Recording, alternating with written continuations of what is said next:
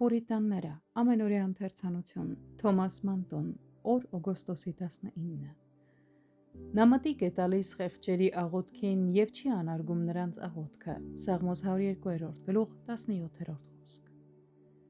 Գոհությունը բարիքների շարունակական հոսք է ապահովում, որովհետև որքան ավելի շնորհակալ ենք ստացած ողորմությունների համար, այնքան ավելի են դրանք շատանում մեր կյանքում։ Դա նման է հողագործին, որը ավելի շատ է իր թանկարժեք սերմը վստահում բերրի հողին։ Գոլորշիների բարձրանալը ճանապարհ է բացում անձրևներին թափվելու համար։ Ծովն էլ իր լիությունից ջուր է տալիս գետերին, իսկ գետերը կրկին իրենց ջրերը վերադարձնում են ծովին։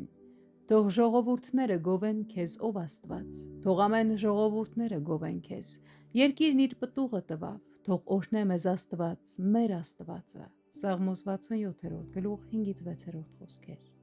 Երբ աղբյուրի ջուրը ցածր է լինում, մենք մեր փոքր ջուրն ենք լցնում պոմպի մեջ ոչ թե աղբյուրը հարստացնելու համար, այլ որպեսզի կարողանանք այնտեղից ավելի շատ ջուր հանել մեզ համար։ Մեր գոհությունը մեծ շնորհների համար, որոնք արդեն ստացել ենք, մեր ունեցած հոգևոր գանձը ավելացնելու ճանապարհն է։ Այն, որ մենք շնորհքի մեջ ավելի չենք աճում և հոգևոր կյանքում առաջ չենք շարժվում, նրանից է, որ բավականաչափ գոհություն չենք հայտնում։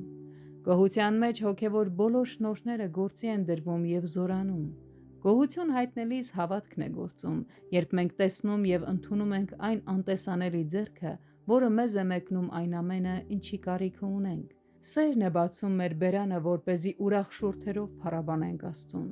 Հույսն էլ է գործի դրվում։ Երբ մենք գոհություն ենք հայտնում արդեն տրված պարգևի, տրված խոստման և այն ամենի համար, ինչ Աստված նախապատրաստել է, ապա ավելի մեծ վստահությամբ ենք սպասում դեռևս առջևում գտնվողին։ Այդպես Աբրահամը Քանանի երկրում զոհասեղան կառուցեց և Աստծուն գոհություն մատուցեց, երբ դեռ այդ երկրում նույնիսկ մեկ ոտնաչափ հող չուներ։ Խոնարհ հոգին ամենից շատ ուրախանում է Աստծու փառաբանությամբ, մինչդեռ հպարտ հոգին իր սեփական գովասանքով։ Մինչ ուրիշները զոհ են մատուցում Աստծուն,